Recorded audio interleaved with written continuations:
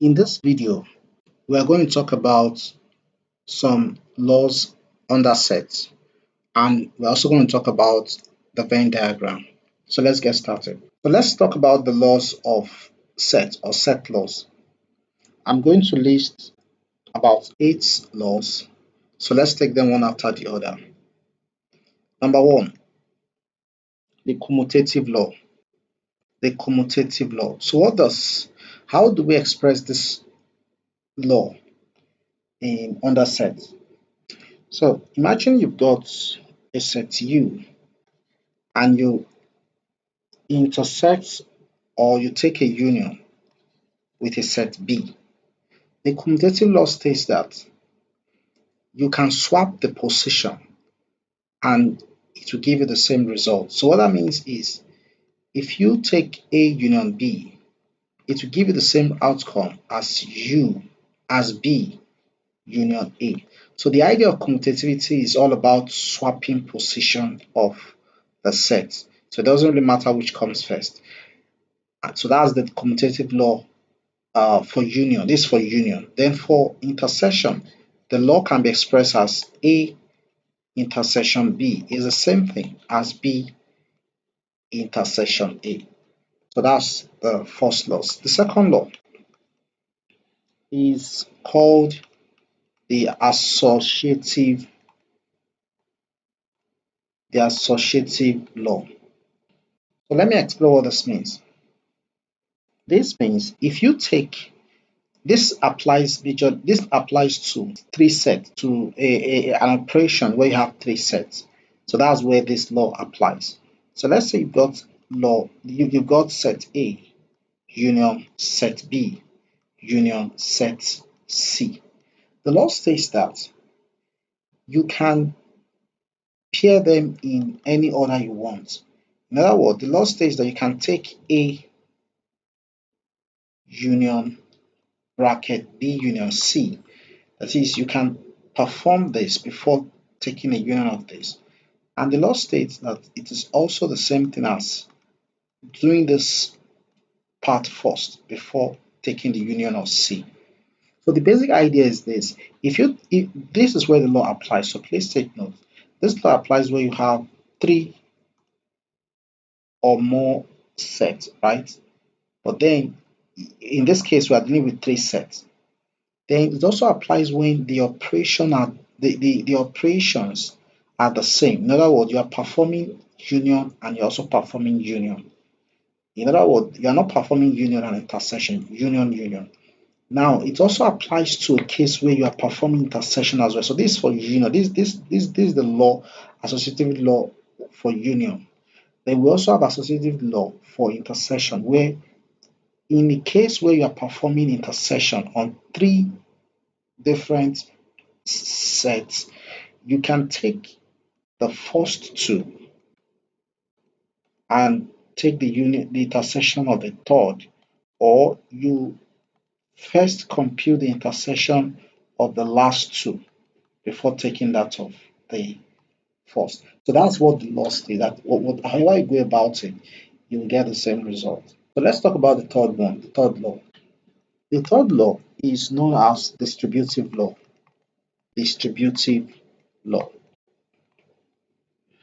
So what this law states is as follows. If you have 3 sets, but this time around, these 3 sets have this operation consists of 2 different operations. In the case of associative law, we are dealing with the same operation. But in the case of distributive law, if you have 2 different operations, that is a union with an intersection, or you have intersection followed by a union. Now, how else can you represent this? So that's what this law is talking about. How else can we compute this? So this distributive law states that you can just take this and distribute it over this. So what this implies is, just imagine you have an operation like this 2 times, let's say b b plus c. If you have this kind of operation, you can take this and multiply it to this, so that's 2 times B. And take this and multiply it to this, that's 2 times C. So the law tells you that you can distribute this one over this 2. Now what that means is this: I can perform this operation, which is A union B, then intersection A union C. So that's what the distributive law states. So you can distribute this over the 2 items in this bracket and you will get the same result. In the case of this, it's the same principle. You can distribute this A intersection B union A intersection C. So the same principle applies here. So that's the distributive law. So let's take a look at an example. So imagine we have A to be a collection of multiples of 2, then B can be seen as multiples of 3, that's 3, 6, and 10, and 9. Now let's say we have C to be something like this. So let's say C is just a collection of numbers from 1 to 8. So that means we have 1, 2, 3, 4, 5, 6, 7, 8. Right? Now, what is A intersection B union C? So let's take B union C. B union C will give us a collection of all numbers that can be found in B and C, and that includes 1, 2, 3, 4, 5, 6, 7, 8, and 9. Then what is A intersection B union C, right? So what's common? These 2 can be found here, 2 can be found here, 4, and so that's 2, 4, 6. So the law states that if you go this route, let's go this other route. So we've gone through this, we've performed this operation. So let's perform this operation and let's compare the result, right? So let's take a look at the next page. So note that A is 2, 4, 6, and B is a set of 3, 6, 9, and C is a set of numbers from 1 to 8. So that's 1, 2, 3, 4, 5, 6, 7, 8.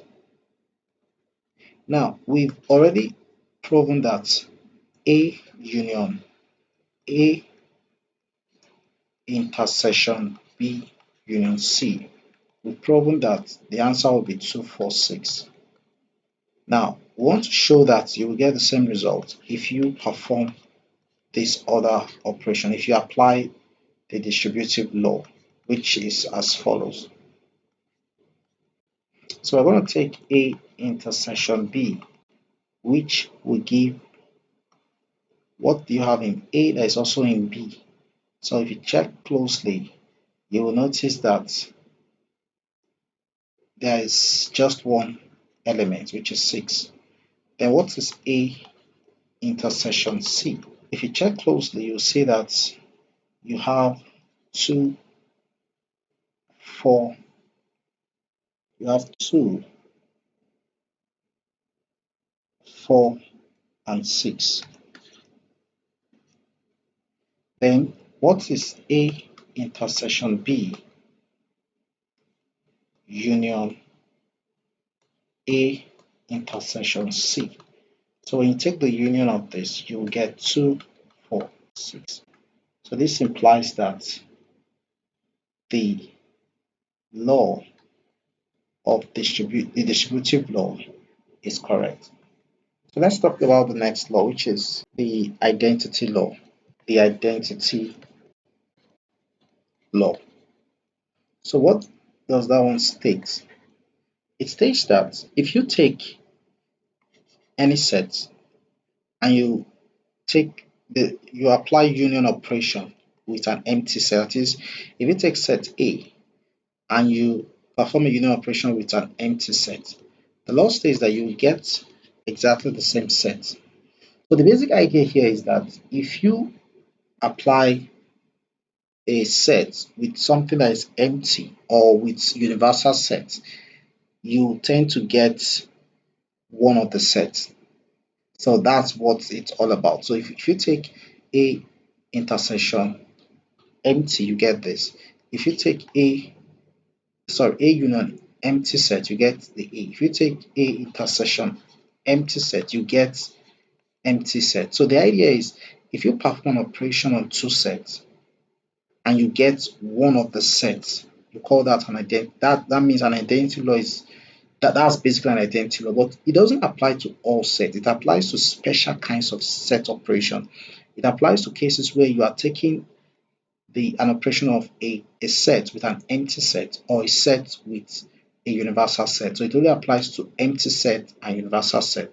So let's take a look at in the case of universal set. If I take set A and I unite it or perform a union operation with a universal set, I'm going to get one of the sets. And in this case, since A is part of U, right? Since A is inside U, it means the answer is a union set. If I take A and I intersect it with union set, then I'm going to get A because since all of A can be found in U, then the common element will be A.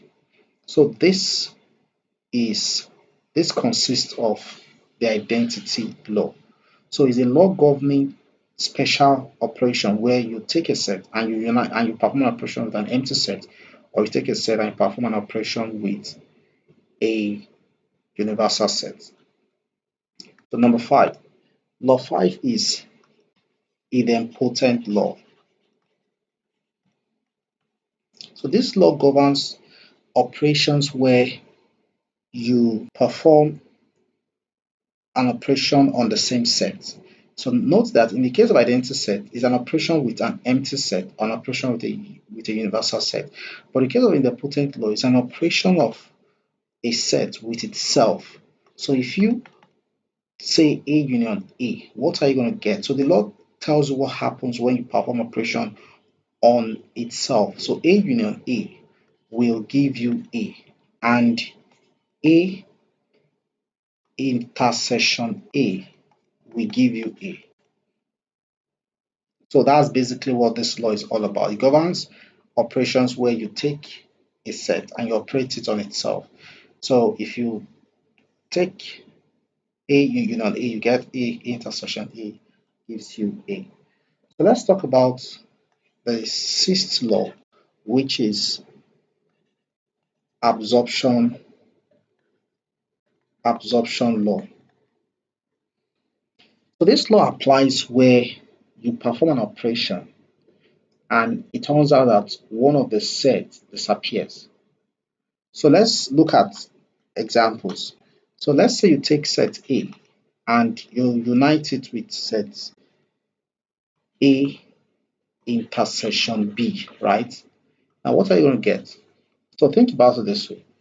If I take A intersection B, what I'm just saying is I'm looking for what's common in A and B, right? But if I unite it with A, what happens is since whatever I'm going to get here must exist in A and can't be something that is outside A. If you unite it with A, you're going to get A. So what absorption law is basically saying is that when you perform an operation where you take one set, you unite it with that same set with another set, you're going to get this set. And why it's called absorption is B has been absorbed. It has been completely absorbed, which means it just disappeared or became irrelevant. So that's what the absorption law is all about. Then in the case of intersection, so let's look at this other case where you have intersection A intersection A union B, right? Now in this case, you've got A you combine it with B, so which means we have a combination of A and B, the elements in both, and you perform an intersection because whatever you are having here will contain A and maybe some extra elements from B, right? If you perform an intersection on this, you're going to get A because at the end of the day, everything here anything you're getting from here, we have all of A. And if you take intersection with A, then obviously the answer will be A. So this is absorption law. It's applicable in these two scenarios, right? So in these two scenarios, the answer will always be whatever you have here. So the next law, which is the seventh law, is complement law. Complement law. So what does this law basically state? It states that if you take multiple complements, so let's say you've got A and you take a complement of A and you perform complement again, that is, you perform double complement, what happens? The answer becomes A. So it's more or less like you saying -1 then times -1, then everything becomes 1. Basically, that's how you should imagine it. So you're performing negation twice, so to speak. So what other example is under this complement law? Another example is where you have, let's say, A union A complement. So you've got A and you unite it with the complement of A. What do you get? What you get at the end of the day will be A because complement of A means whatever is not in A that is in whatever that is not in A that's in universal set. So the answer becomes the universal set, not A. So this is what it means. A complement is everything in universal set that is not in A, right? If you unite it with A, then it gives you back the universal set. So imagine A to be something like universal set minus A. Just conceive complement to be universal set minus A. So it means if I perform union, think of union as summation. It means if I sum this, that is A plus the complement, I'm going to get U. So this is how you should think about it. So now let's talk about another example under complement law. Another example is when you take a particular set and intersect it with the complement of that set. So what I'm going to get will be an empty set.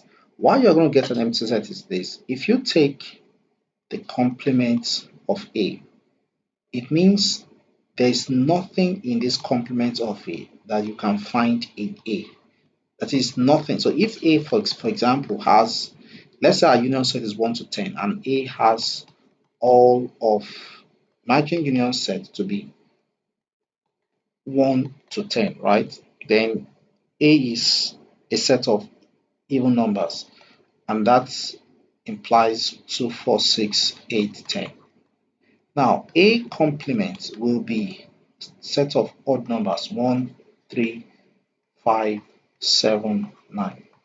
So if you were asked what is the intersection of A and A prime, that's A complement, nothing, because there's nothing common in A and A prime, that is A complement. So these three examples listed, they are governed by complement law. So let's talk about the last law, which is the De Morgan's law. So De Morgan's law describes how you expand complement. So let's take a look. So we've got De Morgan's law of union. So I'm going to talk about the De Morgan's law of union and De Morgan's law of intersection. So I have A union B and I have a complement outside, right? Now, if you try to expand the complement, in other words, if you try to take this complement inside, what happens? So De Morgan's law tells you what happens. So it simply states that what you're going to do is put this complement here. Then you're also going to put the complement on B, right? What happens here is that the sign reverses. If it is union, it becomes intersection, and if it's intersection, it becomes union. So this is for the union. Then let's look at the law for the intersection.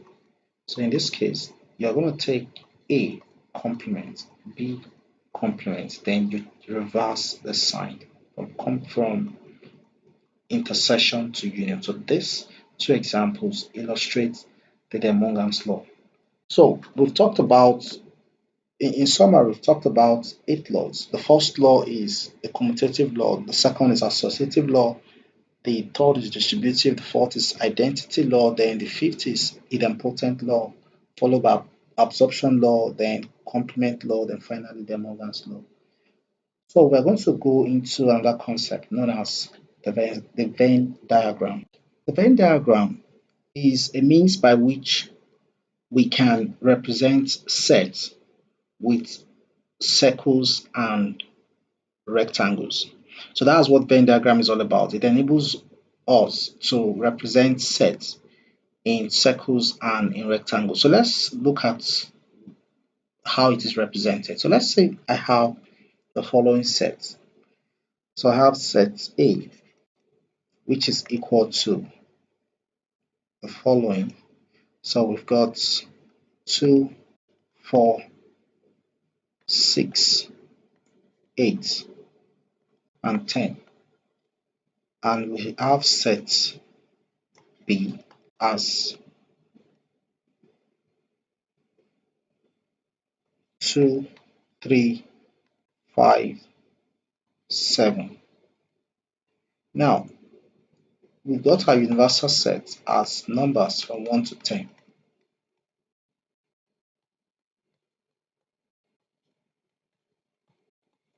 So how can we represent this set using Venn diagram? So the first thing is to draw your rectangle. The rectangle represents the universal set. So the rectangle is the universal set, and that will be the container for every other set. Every other set will be written within this rectangle. So the next is to draw one of the sets, and you will use a circle to represent one of the sets. You only use rectangle for universal set. Every other set you use circles. Now this is set A. Now the next is to draw set B, right? This is set B. Note that it's not every time that these two circles will intersect.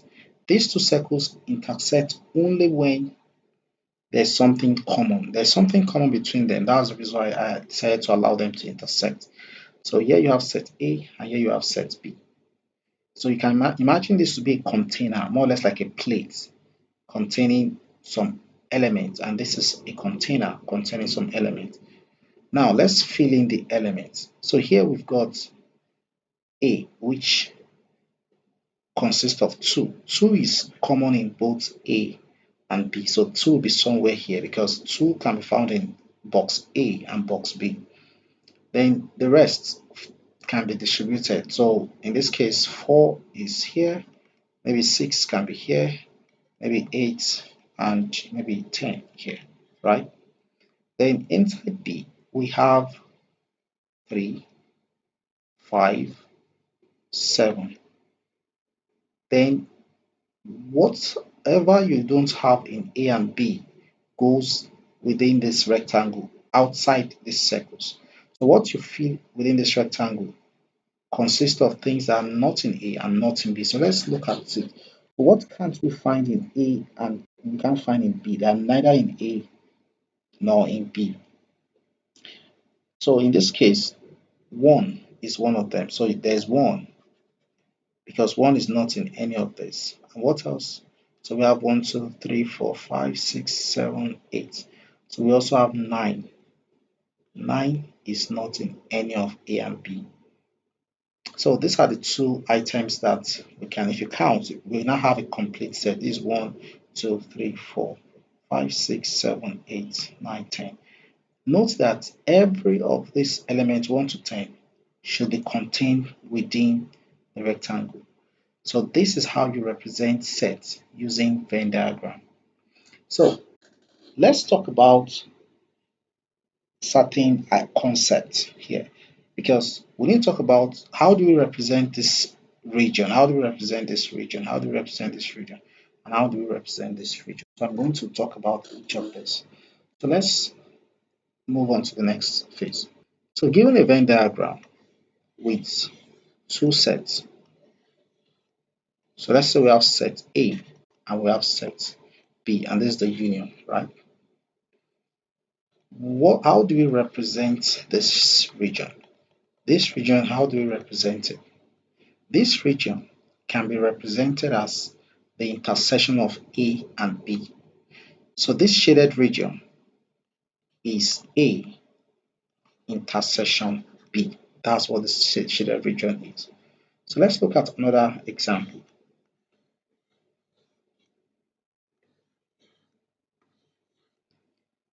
So what about in a case where we shade everything in both circles, right? So what does this shaded region represent? What operation represents the shaded region? Mind you, this is U. So this shaded region, this whole shaded region is A union B. Because why is union is because we are it's like a collection of everything in A and B. So that's why it is union. This one is just what's common in A and B, and that's why it's intersection. Let's look at another scenario. So here we have set A and set B, right? And we are only interested in this region. So this region is a region that's inside A but not in B. In other words, we don't want to take anything that touches B, that is within B. So that's what this region represents. So what operation can we perform that will give us this region? So what operation can we perform? So it's very straightforward. You just take A intersection B complement. So just take the complement of B, then intersect it with A. That will give you this region. Then let's look at the other case where we are only interested in B. What is only in B? Just B. So in this case, we're only interested in elements inside B alone, but not found in A at all. So in this case, you take A complement intersection B. So because we are taking out or anything B, we are taking complement of it, then intersect it with B. So this is the operation you perform to get this region. Let's move to the next. The next example is in a case where we're interested in this is the union, this is set A, this is set B. So let's say we're interested in regions outside A and B. That is, we want to get element that is neither in A nor in B, outside A and B. So what you do here is because you want to take out this region, you take the union of the region you want to take out, then you take the complement. So it's very simple. It's like you merging these two and taking it out of the universal set. So that's what this means. You take the union, then complement of the whole thing. And of course, you can represent this as using the Morgan's law. It's equivalent to A complement intersection B complement. So it's equivalent to this using the Morgan's law. So now we've talked about how we represent various regions for a case where we have two sets. So let's talk about a case where we have three sets. So let's say we've got three sets. Set A, B, and C.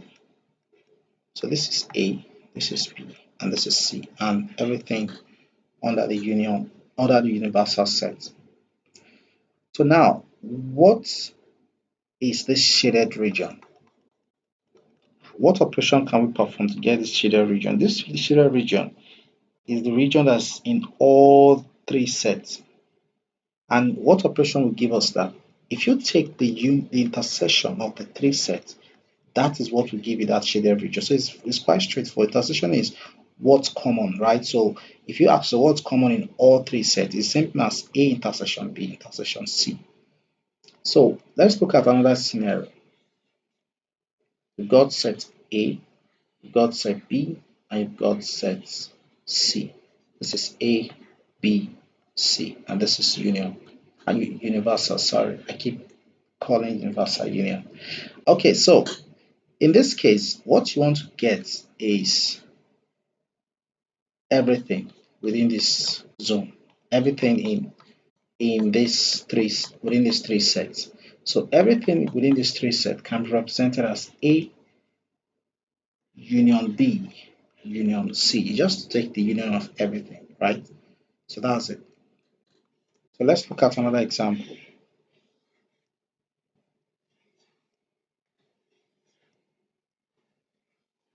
So this is A, this is B, and this is C, right? Now we're interested in just this shaded region. That is region that intersect sets A and B. That is region that can be found in A and B, but not in C. So what operation will give us this? So this is how you should think about it. To get this region, you need to take A and B intersection. That's the first thing. A and B intersection, right? Because and B intersection will give you the whole of this region. Now, if you want to remove, okay, let me first show you this region. So this is A intersection B. That is what this represents, right? So let me express the other scenario. So this is A intersection B. So what about this region without this common space? So what you do here is you take A intersection B, then intersection C complement. So this is it. So because we want to remove this section that is within C, we intersect it with C complement. So this is what the shaded region will be if you perform this operation. So let's look at another example. This is A, B, and C. Now, what about if I'm interested in this region? So the same rule applies. Since I'm dealing with a region where I can find a region within A and C, so it means A intersection C. But then I don't want it to touch B at all. I don't want it to be within B at all. So intersection B complement. Since you don't want it to intersect B at all, you take B complement. So the same thing goes to this region. So if I want to get this other one, it's just this, well, this time around, you complement the A. So let's look at this other example. So if you have this example where you're just interested in the A, just those in A, and without touching any other region, that is just the shaded region, right? How do you go about this? Now we are taking out B and C. So that means you take A intersection B complement because you don't want it to touch B, intersection C complement, right? So this is how you get this region. So if I want to get just B, I'll just complement the C and complement the A, complement the A and complement the C. So let's talk about one more, which is the region outside these three. So this is A, this is B, and this is C. So if I have interest in this region outside A and B, right? How do I get this? What operation will I perform? It's simply A union B union C, then complement. So you complement the union of the three. So that gives you the region outside the three.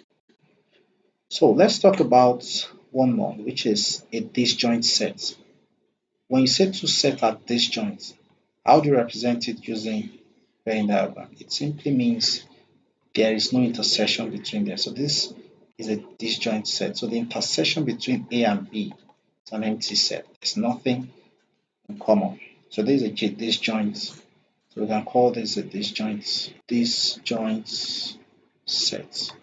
Okay, so we've talked about how to represent different scenarios on Venn diagram. Now let's try to solve questions, practical questions related to Venn diagram. So let's get started.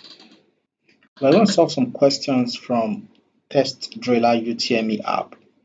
And we're going to use the question search feature to extract question related to Venn diagram. So I'm going to pick the question search menu. I'm going to select that. Then I'm going to select mathematics and I want to search question related to Venn diagram. So just type Venn diagram and the app will extract questions related to that.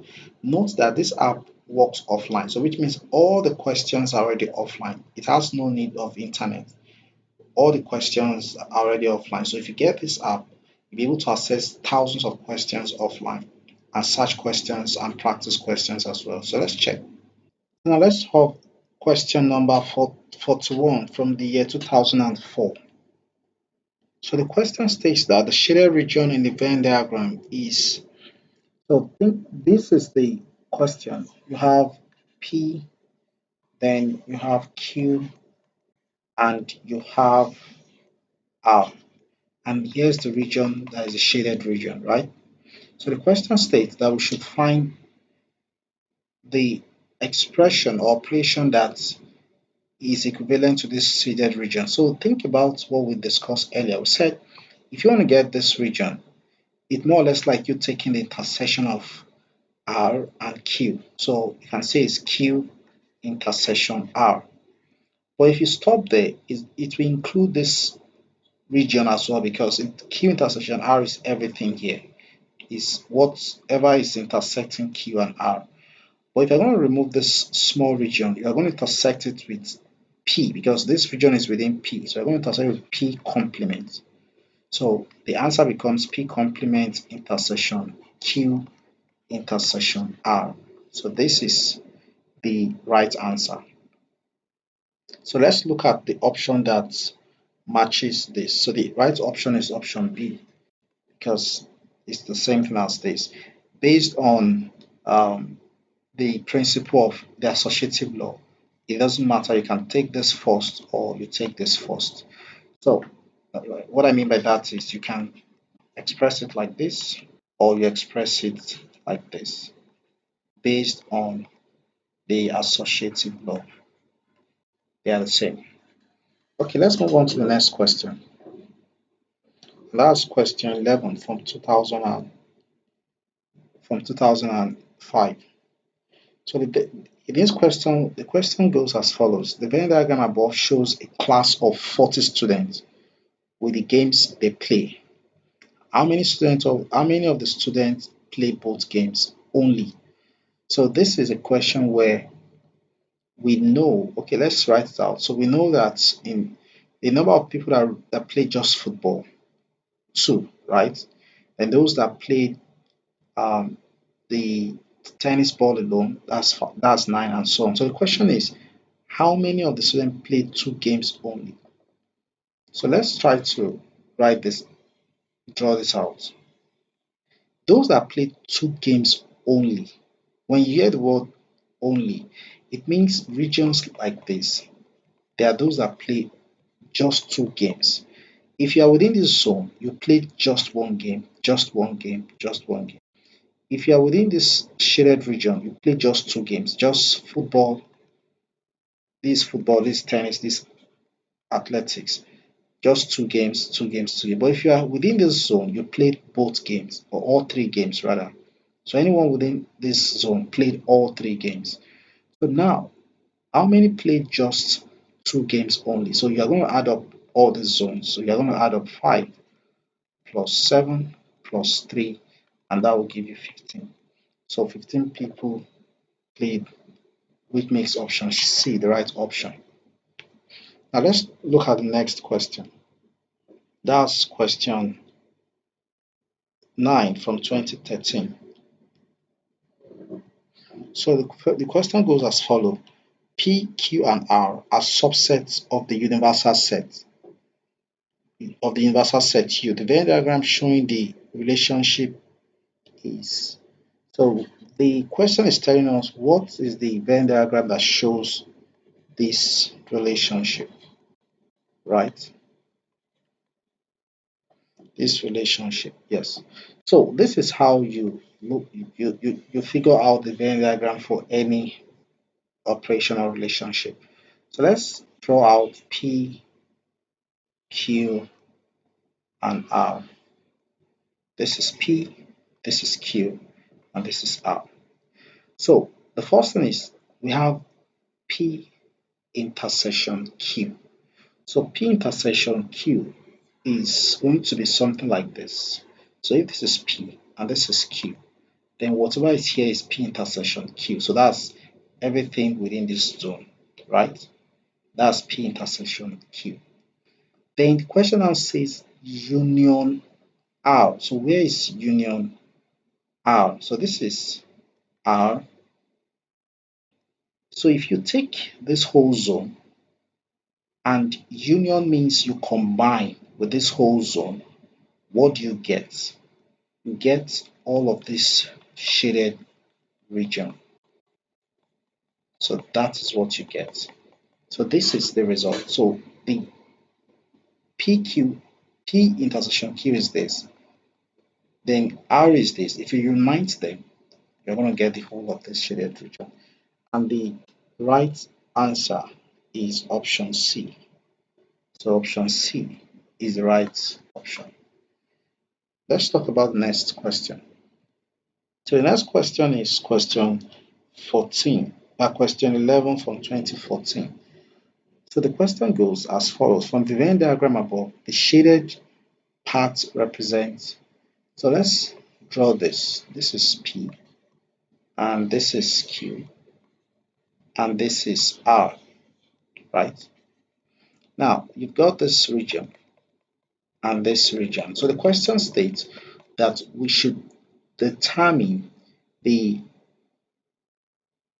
operation, or how do we represent this using set notation, right? Now, what you need to think about is try to break this down into as follows. This region here is P intersection Q. That's this region here.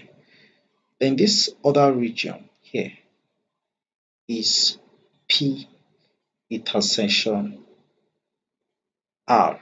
So if you think about it, this whole region now is now the union of this and this. If you combine these two, so you get this whole region. So it's more or less like saying P and Q union of, union is like addition. It's like you combining two regions, right? Intersection R. So this is what we get. So this is what we get as our answer. But then we can write this in another format. This is the answer, but this can also be written in another format. So in a case where you don't see this expression, you can see it in another format as follows. It can also be written as P, that's using the law of the distributive law. They can also write it as something like this, Q union R. So this could also be written as follows. So these two are the same.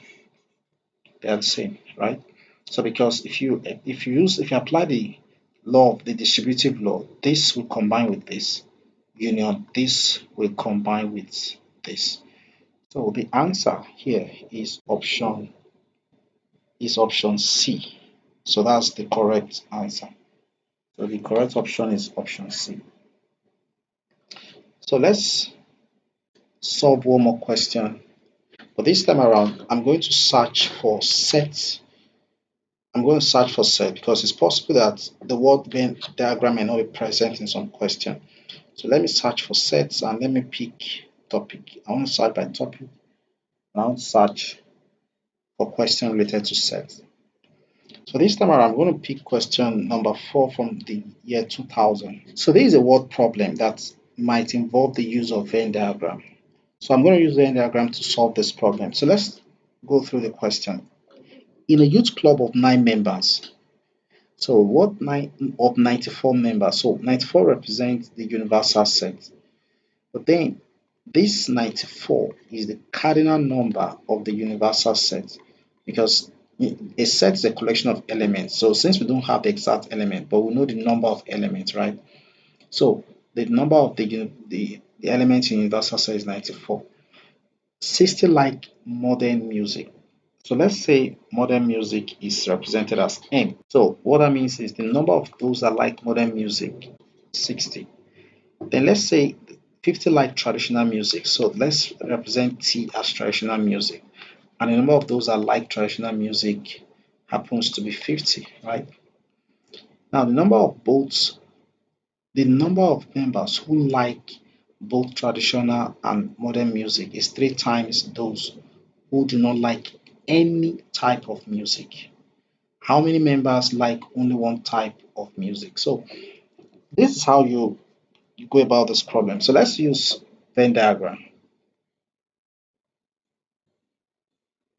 So we've got those that like modern music, and we've got those that like traditional music, and we've got the intersection where you've got those that like both. So this is M, this is T, and this is U, right? Now we know that the total number of elements within the set is 60.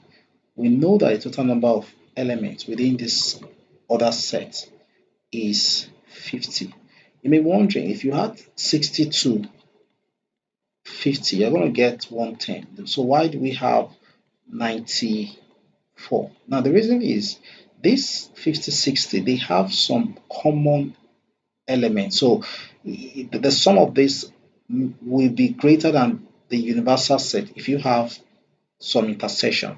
So don't get confused when you see that the sum is greater than the total number of members. The reason is because some people belong here that also belong here. So we can that there's kind of duplicate. Okay, so now let's break down the question. The question says the question gives we have extra information, which is the number of those who like both traditional and modern music. So where is the region where we have those that like traditional and modern music? That is this region. This region consists of that. Those that like both, right? So we're told that the number of those that like both, let's imagine it is X. We're told that it is three times those that do not like any type of music, right? So the question is, where is the region where we have those that do not like any type of music? If you don't like modern and you don't like traditional, you are outside this circle. So which means you are just floating within this rectangle. So let's imagine that those that do not like any of this, they are Y. Yeah, let's represent them as Y. So what this question is telling us is that X is three times of Y because look at the question. The number of members who like both traditional and modern is three times those who do not like. So which means we can indirectly represent this X as 3Y. So instead of X here, we can represent it as 3Y. To ensure that we just have one unknown, which is Y. So now we know that this region, those in this region 3Y, we know this is Y. We know the total number within this circle is 60 and 50. So the question states that how many members like only one type of music. So where do we have only one type of music? That is this zone, and this zone. So anybody within this shaded region, they like only one type. Anybody here likes both. Then anybody here likes none. So what we are supposed to do is to calculate those that are within this zone and add them up. So let's figure out those that are within this zone, we'll add them up. So this is how you can easily solve this. Within set, in sets, within sets, if you add up this zone plus this zone plus this zone plus this, you will get your universal set. In other words, let's break it down properly. I just want to make you understand it properly by giving you the notation. So this is M, this is T. So this is how you should think about it. The number of those that are within this region, this is how it's represented. Those within that region is M intersection T complement. Then plus those within this region, we represent as M intersection T. Then those within this region represent as M complement intersection T. Then those outside these two circles will represent as M union T complement. So the complement of this union. Now, when you add up all of these elements, you add up this plus this alone, plus this alone, plus this, everything must add up to the total number of people in the universal set. So this equation tells you how to sum up everything that will give you the universal set. So now let's go about doing that. So now in this case, what is n? What is this region? So let's imagine this region to be A, and let's say this is B. We know this has 3y. We know this has y, right? So we already know this has A, B, and y. So let's sum them up. So let's move to the next page. So we can represent it as A plus B plus 3y plus y equals 94. 94 is the sum of elements in the union in the universal set. So this is what I'm talking about. So this is M, this is T, now this is A, this is 3y, this is y, this is y, and this is B. And you have the universal set here. Now, if you add this plus this plus this plus this, it gives you everything, right? But we can also represent the sum of this. In other words, we can represent the sum of this as follows. If you add up the 60 with the 50, it's equivalent to taking the union and adding the intersection. So what I mean by that is this. If you take this sum with this sum, what you've basically done is you've added A plus 3y. So think about it this way. If you take this sum, which is A plus 3y, and you add it with the whole of this, which is 3y plus b, that is the same thing as you adding up everybody in music, in modern music, and everybody in traditional music. That is equivalent to this. So this is another way to represent these three parts. But if you notice, there's a repetition here.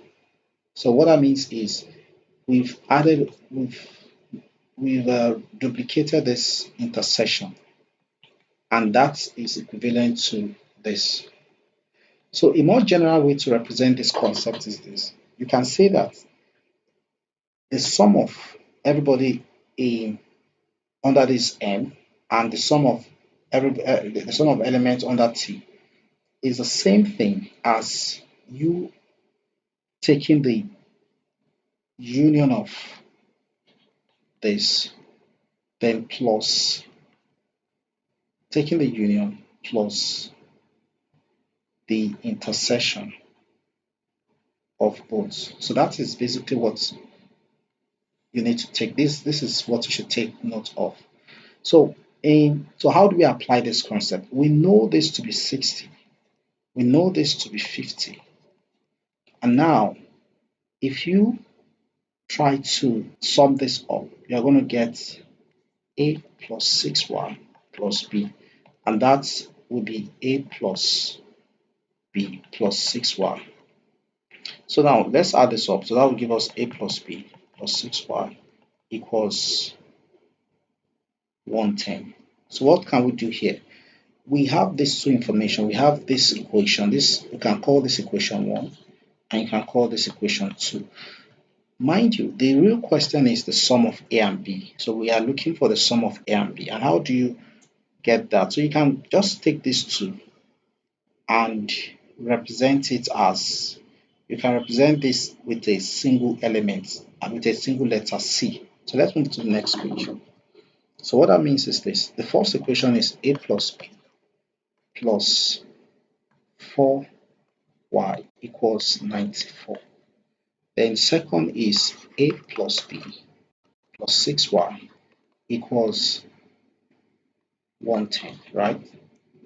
So we can simply say let C be equal to A plus B. If you do that, it becomes easier. So this is equation 1, this is equation 2. So you can just simply say C plus 4y equals 94. Then here you have C plus 6y equals 110, right? So to get this solved, you can just simply make C the subject of the formula here. If you do that, you're going to get C equals 94 minus 4y. Then you substitute C here, right? So it becomes 94 minus 4y plus 6y, which is equal to 110. And let's add this up. Let's simplify. That gives us 2y equals, take this to the other side, and that becomes 2y equals 1. I mean, if you subtract, you're going to get 14, right? You're going to get 16 rather. You're going to get 16. Then y becomes 16 over 2, then y becomes 8. Then if you plug this y as 8 in this equation, that is, you plug this back, it becomes C equals 94 minus 4 into bracket 8. And that gives you 94 minus 32, and then you get 62. So A plus B, which is equal to C, is equal to 62. So that becomes the answer. That makes option C to become the right option. Option C becomes the right option. So that's all for Venn diagram. So in the next video, we are going to talk about application of set